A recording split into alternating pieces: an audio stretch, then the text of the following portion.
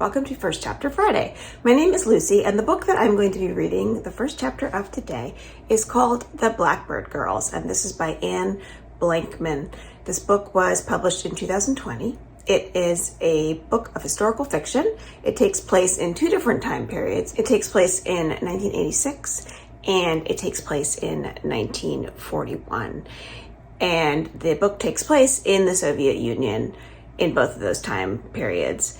Takes place in Russia and Ukraine and a little bit Uzbekistan. It is the story primarily of two girls, Valentina and Oksana, who live in Pripyat, Ukraine, in the 1980s.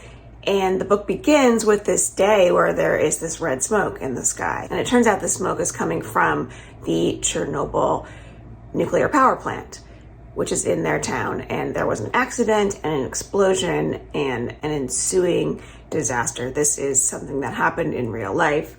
It is the worst nuclear accident in history, and the entire town had to be evacuated. Both Oksana's and Valentina's fathers worked in the plant, and so they are just with their mothers and the rest of their family facing this situation and facing evacuation. At the time, the government of the Soviet Union did not want to admit that they had built something faulty, so they didn't really reveal to the people who lived in the town or to anyone else in neighboring towns or to the world at large what had happened. And this just added to the disaster. Because of the disaster that happens and because of the circumstances of evacuation and who is able to go and everyone trying to leave at once, turns out that Valentina and Oksana leave together with no adults to go to Leningrad, to get far away from the radioactive air. And so they start to learn how to get along and they start to become friends. The parts of the book that go back in time are chapters about Rivka, who is Valentina's grandmother, and this is who they go stay with in Leningrad. And she had a similar situation when she was trying to escape Germans during World War II, and she ended up traveling alone as a young girl. The friendships that grow in this book are really heartwarming, but also very powerful. And one of the things that I loved about this book is that this is a book about girls and women being brave and strong in the face of extreme adversity. So I'm going to read the first chapter of The Blackbird Girls. And while all the book is narrated from the third person point of view, the point of view does switch out between Valentina and Oksana and then Rivka when you are back in the 40s with her. Chapter 1. Pripyat, Ukraine, Soviet Union, April 1986. Valentina. Valentina wondered where the birds had gone. They weren't waiting on the sill when she went to the sitting room window that morning. All year, she had put slices of salami out for them. Blue jays came every day, and blackbirds sometimes, and sparrows least of all. The birds would stand on the sill, their claws black as soot against the gray concrete, and fly away when she unlatched the window, only to flutter back when she set out the pieces of salami. Today, though, they were nowhere in sight. Valentina leaned out to look. Overhead, no blue jays circled one another, vanishing into the clouds, then reappearing. There were no blackbirds or sparrows either. All of Pripyat's birds seemed to have disappeared. The sky was empty, except for a crimson glow in the distance. Valentina squinted. Usually, at 7:30, the sky was the pale blue of a robin's egg. Not now. The sky in the south was red. Smoke churned up toward the scarlet-colored clouds. The smoke wasn't black or gray, but a strange, unearthly blue. It was so thick that Valentina couldn't see anything below or behind it. All she could see was the wall of smoke coiling up and up into the red sky. But she knew what stood under that billowing smoke. The nuclear power plant where her father worked. She whirled away from the window. The power station is on fire. Her mother hurried out of the bedroom, buttoning the cuff of her blouse. What did you say? Valentina pointed at the window. Her mother joined her and gasped, Oh my God, where's Papa? Valentina glanced at the empty kitchen table. Her father worked the night shift at the power station. Usually, he was back in time to eat breakfast, tired and hungry after a long night. Then he would go to bed once Valentina had left for school. When he hadn't been at the kitchen table this morning, Valentina had assumed he was already in the bedroom, asleep. He hasn't come home yet. With shaking hands, Valentina's mother latched the window. Do you remember he said he would have a busy night? The supervisors were planning to run a safety drill, so when he didn't show up an hour ago, I wasn't worried. She pulled Valentina in close for a hug. I'm sure he's fine, Valyushka. If he was hurt, someone at the power station would have telephoned us. Valentina leaned into her mother, breathing in the comforting scent of her violet perfume. Mama had to be right. An accident at a nuclear power station was a statistical impossibility. A 1 in 10 million chance, her father had told her. And in school, she and her classmates were taught that nuclear power was the safest, cleanest source of energy in the world. It had brought heat and light for the first time to thousands of citizens in the Soviet Union. But why isn't the smoke black? She asked. Her mother held her tighter. I don't know. Maybe I shouldn't send you to school, she murmured. But I have to go to work, and if we don't show up, people might talk. Valentina understood what her mother meant. They mustn't do anything out of the ordinary, ever, or they risked attracting attention, and attention was bad. It meant someone was watching you, waiting for you to make a mistake, and mistakes, like saying the wrong thing, criticizing the government, making someone important angry, led the secret police to you. People who were taken away by the secret police, the KGB, often weren't seen again. When Valentina's mother was a university student, one of her classmates had been arrested by the KGB. The last time anyone had seen him was when he was shoved into the back of a car. Valentina's mother had never forgotten it. I want to stay home and wait for Papa, Valentina said. If Papa was injured, one of the other workers would have let us know, her mother replied. If we don't carry on as usual, we look as though we don't trust the people at the power station. And we mustn't risk attention, Valentina interrupted.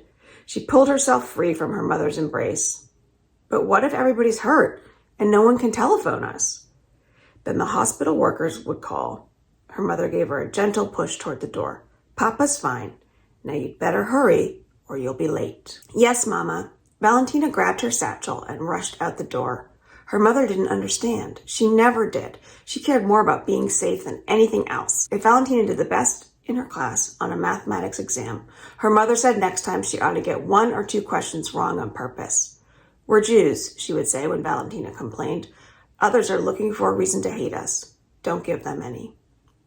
Come straight home after school, her mother called after her. I have to work this morning, but I'll be home by lunch. I'm sure Papa will be back by then. Okay, Valentina called back. Saturdays were half days at school. On Saturday mornings, her mother played the piano during ballet lessons at the Culture Palace. Many children who were too little for school went there for ballet or swimming instruction. Usually, after her mother finished her lessons and Valentina was done with school, they had lunch together while Valentina's father slept. Then Valentina would play in the park with her best friend Larissa while her mother shopped for groceries. When Valentina would get home, her father would usually be awake and they'd tinker with different experiments. Last month, they had rewired the electrical outlets in their apartment. Currently, they were working on a design for a water heater. Ordinarily, Saturdays were golden, glorious days, but now, as Valentina walked down the corridor, she couldn't stop worrying about her father. The stairwell of their building was full of small children. On the landing, kids played with dolls and jacks. Valentina stepped over them, nearly bumping into her neighbor, Dada Sergei. When she was little, she had thought all of her family friends and neighbors were her uncles and aunts because that was how she'd been taught to address them. It wasn't until she was older that she had realized calling grown-ups Dada and Tetya was a custom, and all these uncles and aunts weren't blood relations. She still liked calling them the traditional names, though, because she hadn't any uncles or aunts of her own, for both of her parents had been only children. Good morning, Valentina, Dada Sergei said. He was dressed only in trousers and had a book tucked under his arm. I'm going up to the roof to sunbathe and watch the fire. Did your father tell you how it started? No, Dada Sergei, her voice trembled. He isn't home yet. Dada Sergei patted her head. I suppose he stayed to watch the firemen work. You ought to go down to the station, have a look about. It's the sort of thing one sees only once in a generation. He sounded as though he thought the fire was some sort of entertainment. "I have to go to school," she said, skirting around him. His laugh followed her down the stairwell. Poor Valentina, having to go to school on such an exciting day is a true misery.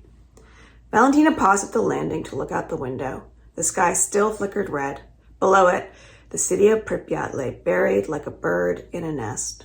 People walked the street under the scarlet dome of the sky. They looked as flimsy as paper dolls. Blocks of pink and white plaster faced apartment towers stretching into the distance. The enormous communist hammer and sickle insignia crowned several buildings, their neon lights dark in the daytime. Beyond them rose the gunmetal gray domes of the 4 reactors of the power station where her father worked. The station's proper name was the V.I. Lenin Power Station, but it was usually called Chernobyl, after an ancient nearby village. Valentina's father said Pripyat was a model city because the station powered electricity for millions of people in the Western Soviet Union. Its citizens got the best of everything, like shaving cream from East Germany and toothpaste from Bulgaria, sweaters from Poland and dresses from Finland, and cheeses and chocolates and caviar.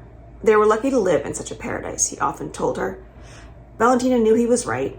She remembered the years they had lived in Siberia, where the winters were so cold you could actually hear your breath turn to ice. Outside, the air tasted of metal, not the wild roses and cut grass that Valentina was used to. No fire should smell like this, she thought. The scent of soot should carry on the air, but not this hot metal that tickled the back of her throat. Everywhere she looked, she saw police officers leaning against walls or standing on corners. The city was a sea of blue and red uniforms. She'd never seen so many policemen in her life. What were they doing here? They couldn't all be from Pripyat's police force. There were too many of them. Some must have been summoned from nearby cities. Were they patrolling because of the fire? Some of the grown-ups walking past sent nervous looks at the policemen, but they kept walking, their eyes going from the police officers to the red sky overhead. Nobody asked the policemen what was going on. Questions were dangerous, Valentina knew. Children streamed along the avenue, staring at the police officers. Ladies carrying string shopping bags went in and out of shops. Young mothers pushed babies in carriages or held toddlers by the hand, guiding them towards parks or nurseries where they would be cared for while their mothers worked. Everybody looked at the blue smoke coiling up into the red sky, and nobody said a word to the policemen. Valentina's steps slowed. Her father was somewhere behind that wall of smoke, maybe hurt. She had to know what was happening. Before she could think herself out of the decision, she dashed over to the nearest policeman. "Are you here because of the fire?" she asked. The man flicked his cigarette into the gutter. "Shouldn't you be in school?" "I'm on my way," Valentina hesitated. Her parents often said her chattering mouth would get her into trouble. Maybe she ought to keep walking to school. But then she thought of the strange blue smoke enveloping the power station and of her father who was in there somewhere. "Why isn't the smoke black?" The man narrowed his eyes at her. "There isn't any smoke. That's steam. You ought to be accustomed to it from living near such a large power station. Now you better get on." "Thank you," she muttered and walked on, frowning. The policeman was wrong. Steam was thin and gray, not thick and blue-black, and it didn't turn the sky red. She knew that much from living close to the nuclear station. Was the policeman lying or mistaken? As she went through the school gates, she saw she had another problem to deal with, and it was waiting for her in the schoolyard. Oksana Sevchenko. She was leaning against the fence, toying with the white ribbons at the end of her braids. She looked like the perfect Ukrainian girl, blonde hair, blue eyes, pink and white skin, a porcelain doll come to life. But Valentina knew there was nothing sweet and doll-like about Oksana. The other girl caught sight of her. She pushed off the fence and called, "Valentina, come here." Valentina's heart sank to her shoes. She wished she could run home, but she'd get in trouble for playing truant. Better to get it over with. Squaring her shoulders, she walked into the schoolyard where Oksana stood waiting for her. And that is the end of chapter 1. So you see right at the beginning, Oksana and Valentina really are not friends at all. and it sounds like Oksana is pretty mean to Valentina. This book does a good job of showing you how you never know why someone acts the way they do and what their circumstances are, and how the environment that you grow up in can really have an effect on the way you behave. You also see in that first chapter that one of the things that the people in this community really fear is the government and doing the wrong thing in the face of government. This was a time of strict communism in the Soviet Union, and it really affected every part of these people's daily lives. I really loved reading this book. I learned a lot about what was happening in the Soviet Union in the mid-'80s.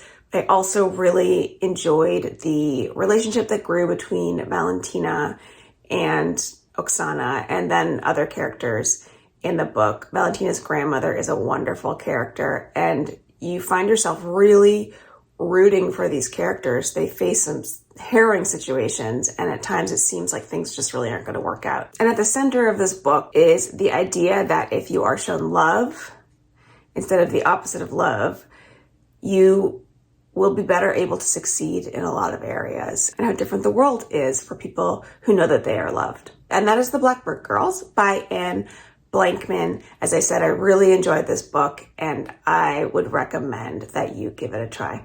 Thanks for joining me.